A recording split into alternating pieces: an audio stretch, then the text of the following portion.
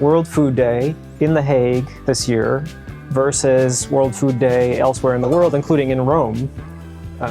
Sometimes I think we're like cousins or something, part of a bigger family, but to give you some wind in your sail for the work ahead. I don't know if that's a little too kitsch but I've seen it. Yeah, true. Well, it's nice to make the connection with wind in the sail. Right. Because I remember 2 editions before the 25 edition. Yeah. We actually said goodbye and celebrated the ship of Clymete setting off. We have footage of Ivo wearing a captain's outfit. Yeah. Less everyone sit and listen, and more exactly. you get out of your seat or stay in your seat and interact and explain or discuss, and it's been happening gradually.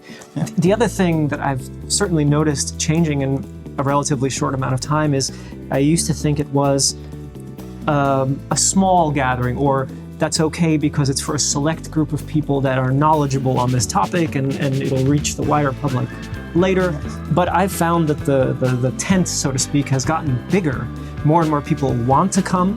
Yeah. And in fact, this issue of food security, if we put it under that umbrella, touches on so many different aspects of people's work and certainly people's lives. So for that reason, I start to see why so many more people are coming, and we're making more space for that. Yeah. Hello and welcome to the Beehive, everyone. I'm your host, Mark Fonseca Rendeiro, and this is the video podcast where we examine aspects of the Netherlands Food Partnership, the projects, the people, the issues, and many of the interesting developments going on here. That's where the Beehive idea comes from, that there's always something going on, it's buzzing. And today I have a very special guest to talk about a very important issue. The issue or topic is World Food Day. What is World Food Day? We'll get into that. But first, I want to welcome my guest. He's the Executive Director of the Netherlands Food Partnership. Ivo Demmers is here. Hi. Thanks, Mark. Yeah, there are some cameras with us, so some people watching somewhere. But what I find comforting is that you and I get to speak about these subjects often over lunch, tea, in the hallways, or at a table. And of the many activities that the Netherlands Food Partnership is involved, it's hard to miss World Food Day. Every October 16th, certainly this year, October 16th. But I think for a lot of people that may watch this video, it all starts with a basic question. What is World Food Day? How would you explain that to colleagues who somehow didn't know, or friends who are just hearing it for the first time? Yeah, thanks, Mark. Happy to talk about World Food Day. First of all, it's part of a global World Food Day. So it's celebrated across the world, not in every country, but certainly in organizations that are about food. For instance, in Rome, it's celebrated as well as the World Food Day.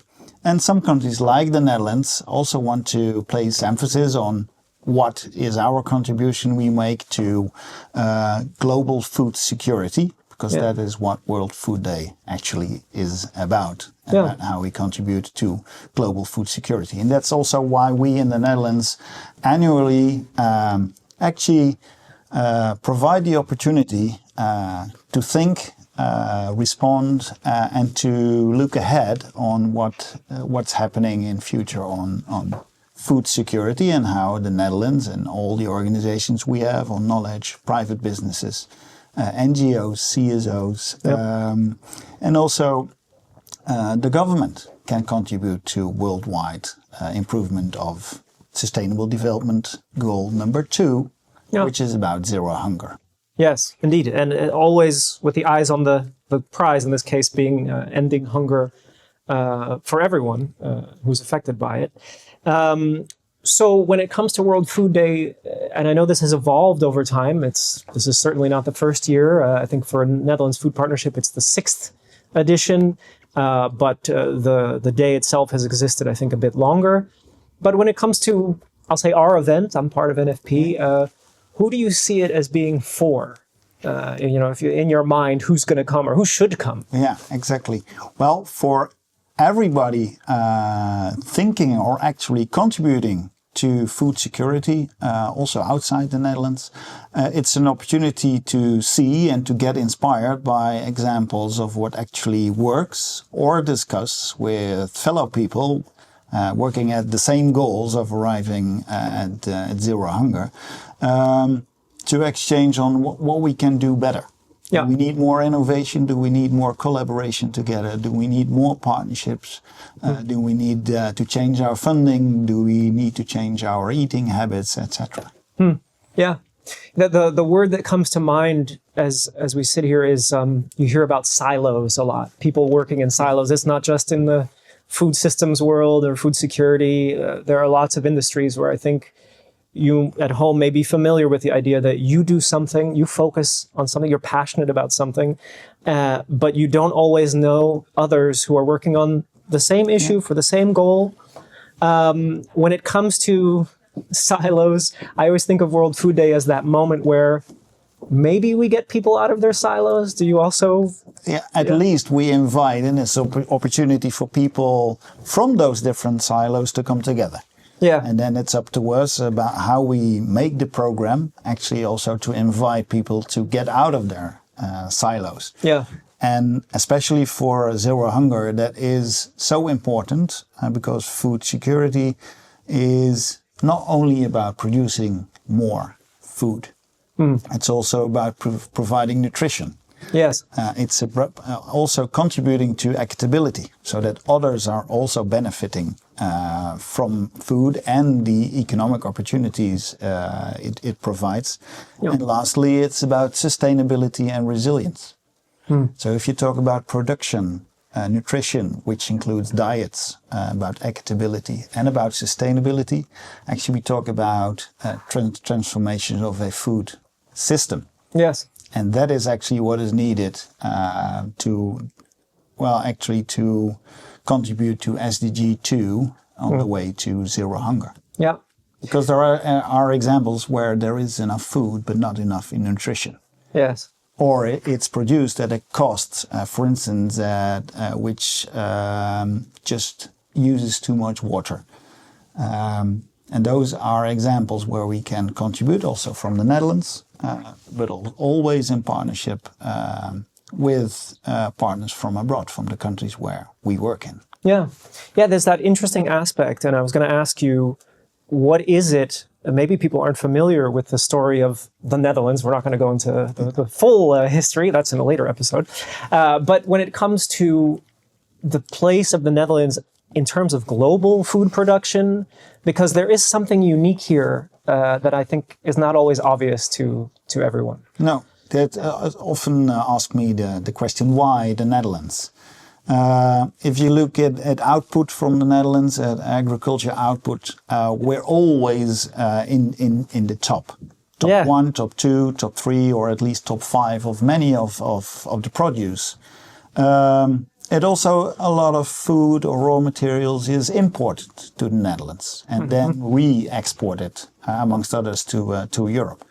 So that's an important role of the Netherlands, which we actually obtained in the last 60, 70 years following the Second World War. The Second World War, where we actually, through a really collaboration between government, between knowledge, with farmer organizations, banking organizations and other private sector, and CSO, NGOs, actually made it happen that we actually produce enough food in the Netherlands, and even more, so that we can export and contribute to food systems, especially in Europe. Yeah. But that, for us, that's not the most important thing. What it brought us is also a lot of knowledge and insight of how you can do that.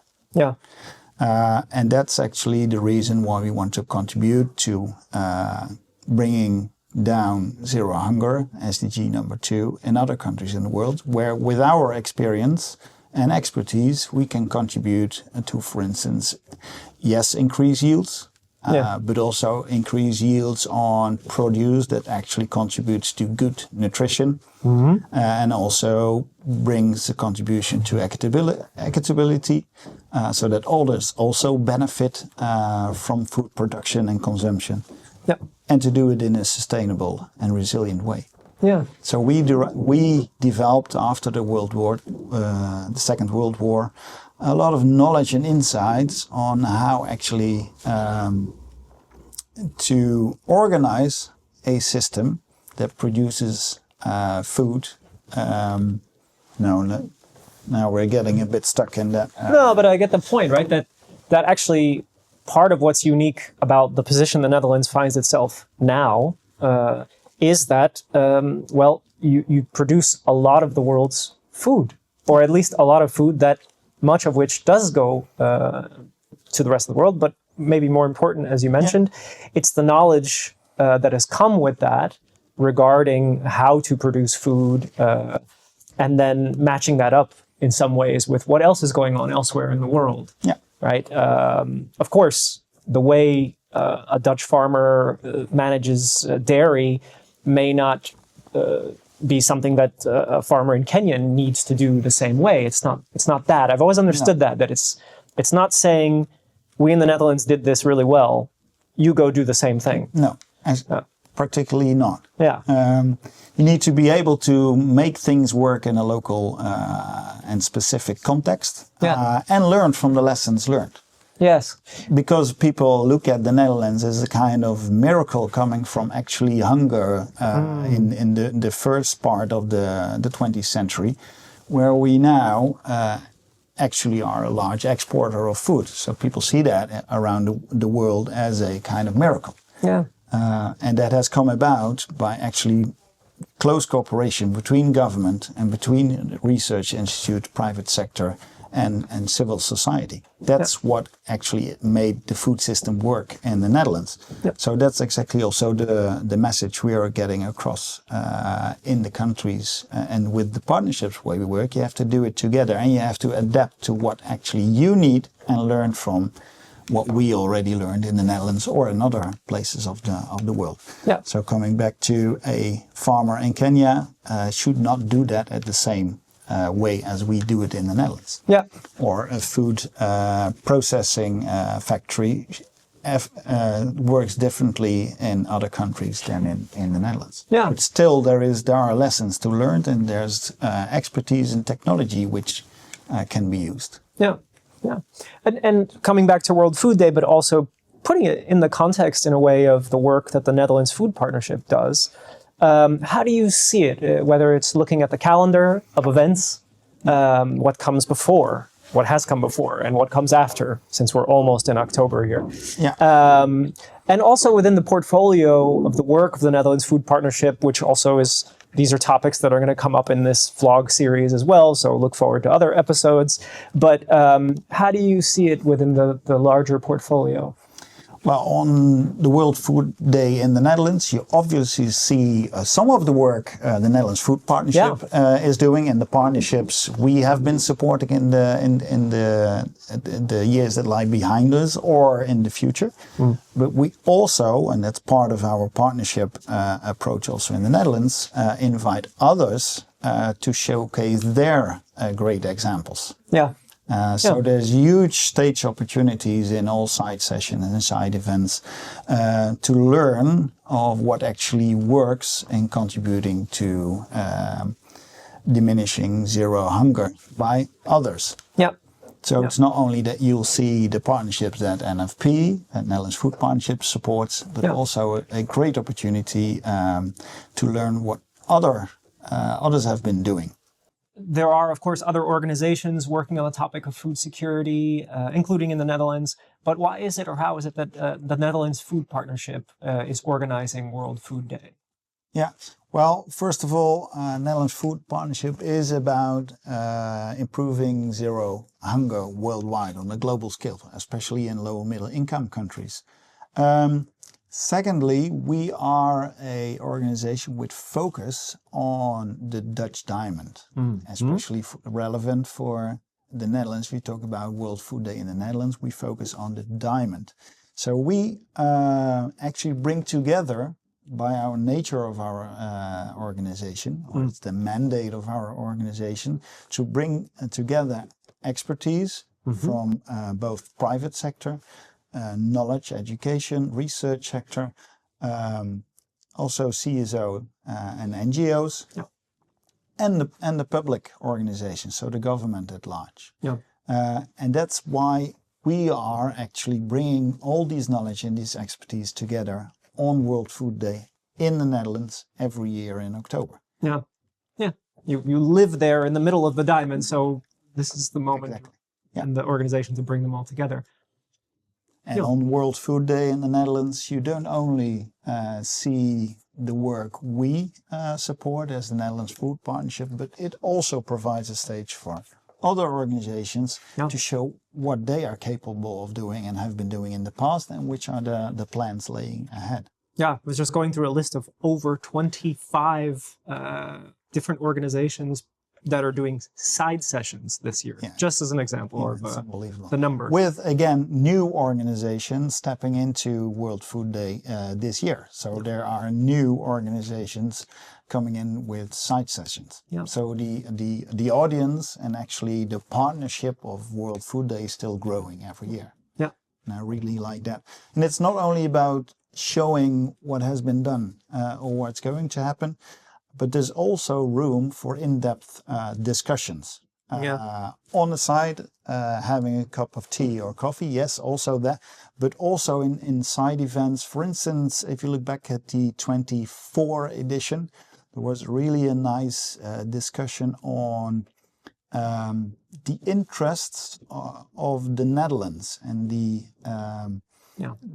relation we should have as the Netherlands with, for instance, countries in Africa or Asia, where it's easy to say, okay, we don't have so much to offer, and we should have people and organization, government decide there what they want to have. And then there was a nice discussion last year in World Food Day 24, where actually by African stakeholders, the need to bring in Dutch expertise was actually voiced. Where also a lot of people are very cautious of bringing our knowledge and expertise just like that to Africa. So there, the actually the devil was in the details, because it should be the ask or the demand should come from local stakeholders, being governments, being research institutes, farmers, finances, banks, private sector, or NGOs from the countries where we want to work. And then there is ample opportunity to bring in Dutch knowledge, expertise, and experience.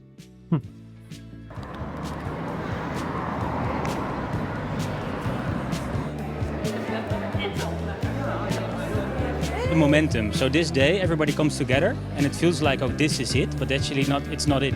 But it's also what we do tomorrow. So it keeps me on the right track. It confirms that it's important what we do and that we're not alone.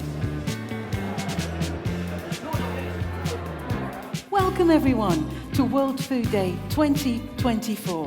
It's a very diverse group. There's people from all over the world, from all over the sector, from NGOs to knowledge institutions. A reflective view about what we can do when we get home.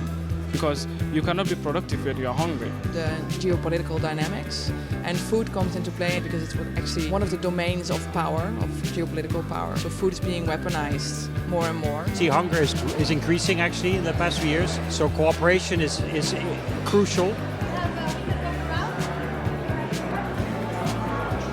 To make the linkage, not only have conversations here, but also to make sure that the conversations go to the global south, where the needs are highest and where we need to make a difference. Everyone's here, so it's great to exchange the diversity of thoughts, see how we can work together better to increase food security, nutrition security everywhere in the world. I think more and more we need to make a shift from what's in it for us to what's in it for them. What we see here is a lot of forward-looking and looking at what can we do to improve things. We need to approach the issues from multiple angles. We cannot deal with only one or the other problem, because then we will not be able to address the issue holistically.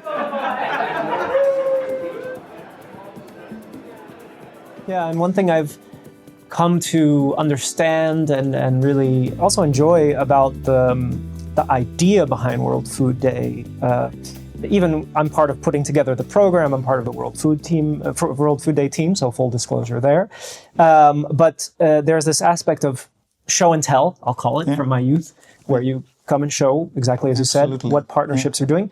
But you also may start something new. And that's something we focus a lot on. We like to know afterwards what is beginning at World Food Day, or what are the big next steps in a partnership that are coming out of it.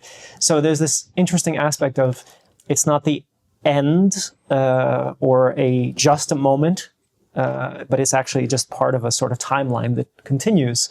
I mean, we just got out of, in July, UNFSS in Ethiopia. I think after World Food Day, I don't know if this is as relevant, but there's also a COP or two. Yeah. So how do you see it also in that sense, like in the global calendar of activities and events related to food security? Is it a step on that road? Are we building on what happened before? And that's a good question, because the entire calendar in the world, or the global calendar, is pretty full. Yeah, I've noticed. I can easily add some to the events you add, as we are recording it right now in New York. The world has gathered to also talk about climate, which relates to food. Yeah. So especially after the summer season, you'll see almost every week there is a very important event.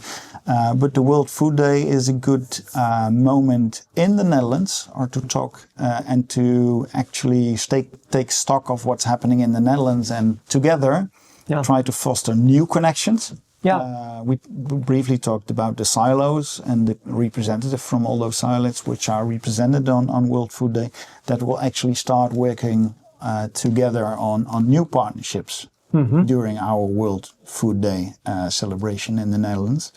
And it's indeed also a moment to look a bit forward on what's happening to, for instance, a climate event as the COP30 happening in Brazil this year. Yep. Or prepare for the water conference, which we will be held in 26. Yeah. So that's where I also hope and expect to see new partnership and new lines of collaboration starting with World Food Day in the Netherlands on October 16th. All the representatives from all the silos are invited to join, but also invited actually to step out of their silos and to talk to each other. Yes. And from there find new ways of cooperation and new mutual interests to explore and to dive into. Yeah.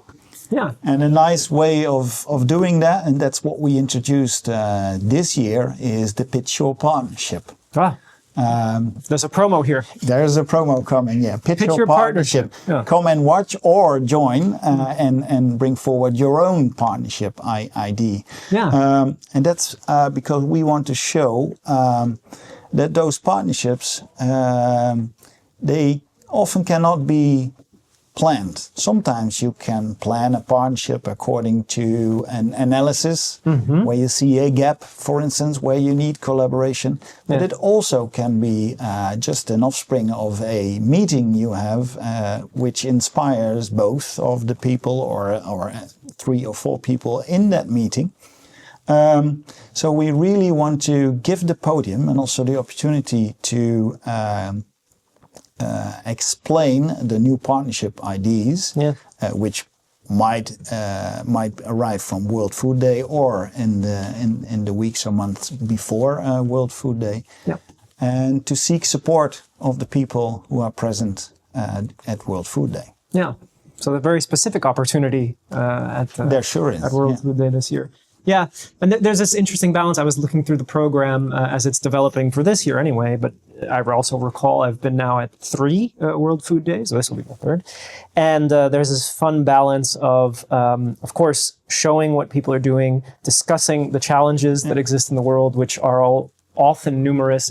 I would say every year it feels like the situation has never been more, well, not dire, but we need action. this is just the story of our times in many ways. But there's also this element of, and we started briefly by talking about this, pointing out what we have that we're doing well, where we're succeeding, the areas that we are managing to make progress towards improving all these aspects of food security. And from there comes this sort of festival or more celebratory, more fun moments that also happen at the event. And, it's a delicate balance because there's plenty not to laugh about or not to celebrate when it comes to food security. But there are also these success stories that you get to recognize and learn from, as you mentioned, the learning from aspect. So I thought I would mention that as well. Yeah. Yeah. Yeah, it's good to mention that, Mark, because sometimes if you read the newspapers, you get pretty negative because where is the progress coming from? But if you then take a look at the population growth and if you see that, yes, there are a lot of people hungry every day, or even more people don't have enough access to nutritious food. We also have to take into account that we are, as a world, actually making progress towards that. We are making strategies on country level, for instance, with the food system pathways. Production is increasing, attention of nutrition is increasing. More and more innovations are getting to the fore, and there is huge emphasis on sustainability and resilience now. So there are also numbers that speak for progress, but it's never enough. You've now been executive director for almost 3. Are we at 3 years? Yeah, we're 2.5 years, I think. Yeah. And even before that, you were familiar with World Food Day. How is your thinking, if it's changed at all, about what the event is? What have you seen anyway change that you find perhaps most interesting or even surprising? Yeah, the change I saw was actually from a more plenary program, which was about we are showcasing the examples and the progress we've made to a more participatory approach. Yes. So providing opportunities to bring in your own sessions. There, invite your own partners to your sessions and also to other sessions. And even this year, the extra opportunity of pitch your partnership. Yeah. Which is also part of a more collaborative approach to contribute to zero hunger worldwide. Yeah. Whereas in the older versions, so to speak, or the earlier versions, there was more a program which was set on stage, also with very interesting interactions in panel discussions, etc. But it was an audience podium setting. Yeah. I was thinking of 2 particular things, and that was one of them for sure, that I've noticed the program changing from, and I get to read the feedback as well, so I have a unique role there. And there has been a call, and we've sort of responded to that call of less everyone sit and listen, and more get out of your seat or stay in your seat and interact and explain or discuss. And it's been happening gradually. Yeah. The other thing that I've certainly noticed changing in a relatively short amount of time is I used to think it was a small gathering, or that's okay because it's for a select group of people that are knowledgeable on this topic and it'll reach the wider public later. Yeah. But I've found that the tent, so to speak, has gotten bigger. More and more people want to come. Yeah. And in fact, this issue of food security, if we put it under that umbrella, touches on so many different aspects of people's work and certainly people's lives. So for that reason, I start to see why so many more people are coming, and we're making more space for that in many ways. It's kind of interesting. Yeah, it is. World Food Day is more and more becoming appealing to people and representatives from the different sectors we have in the Netherlands in working in food and agriculture, and from the different parts of our diamond. Yeah, we see. So there's more government, there's more private companies, there's more research, knowledge institutes, education institutes as well coming. I think it goes hand in hand with the increased attention for food security worldwide, and also the resilience of our food system, and the contribution of what from the Netherlands we can actually add to food security worldwide. Yeah. And if I also have to be honest on that.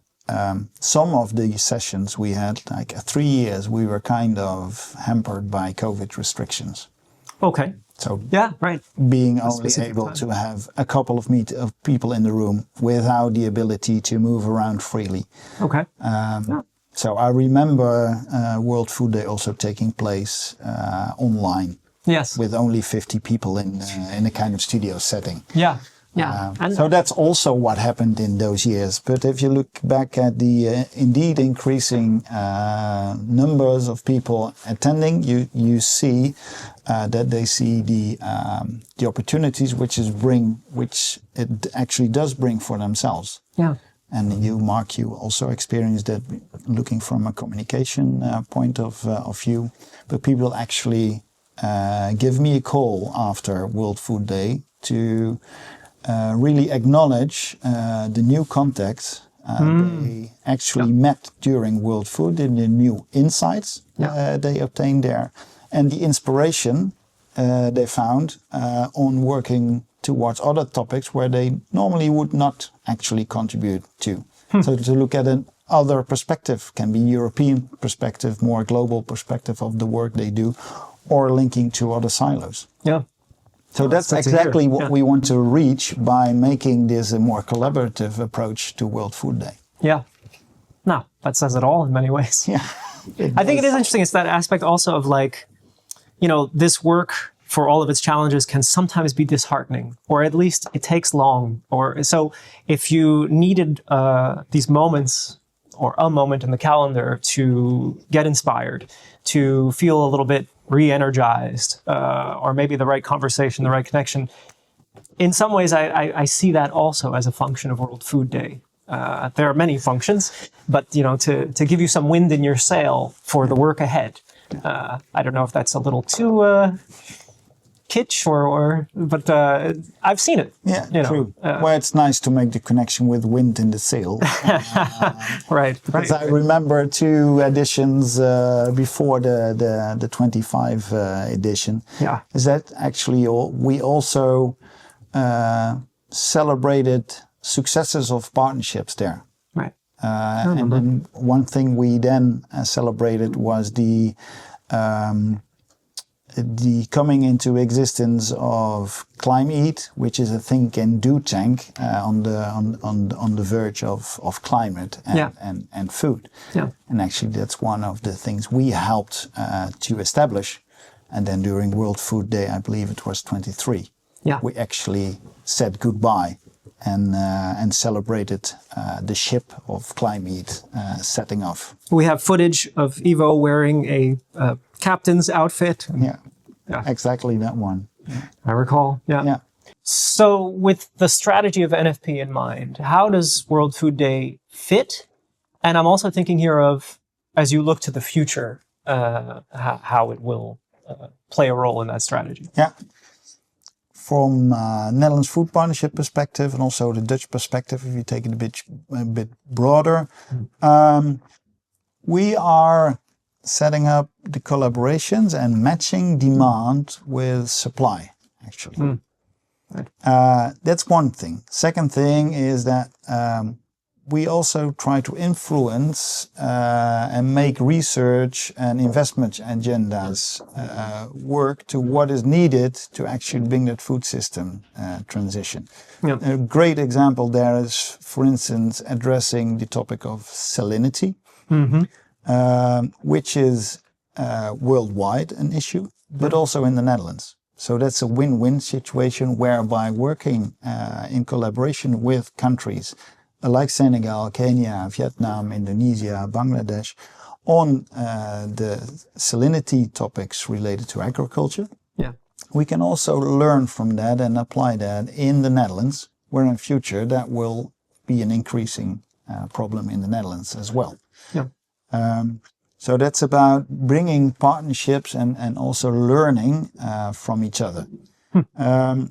So World Food Day for us is fitting into NFP's strategy, where that is focused on building partnerships from Dutch sectors. So what are we good at in the Netherlands? Taking, for instance, seed, poultry, dairy sectors, horticulture, and to what is needed actually to fit the expertise to local demands. Okay. That's one thing. And the other thing is, how can we actually capture the local demand in countries which are a priority also for Dutch government, but also for Dutch private and research sectors and NGO sector. So how can we make fit the local demand, and how we can actually find what the local demand actually is, and how that fits to where we from the Netherlands can contribute. Yeah, it's a very interesting challenge, in fact, the how to know even, or how to find out in some cases what local demand is when it isn't perhaps, in your face, let's say. Yeah.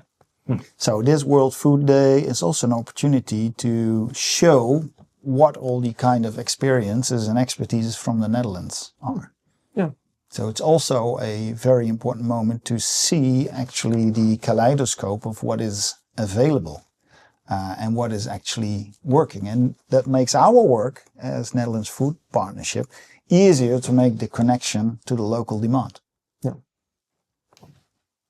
Yeah, so all these things are really, I think, aspects of both World Food Day itself and also the work of the Netherlands Food Partnership that I think says a lot in terms of what we're trying to accomplish, why we do what we do all year round, and how, in many ways, this event is the culmination, but also the inspiration to continue. So I hope that helps for a lot of people listening along and always trying to understand.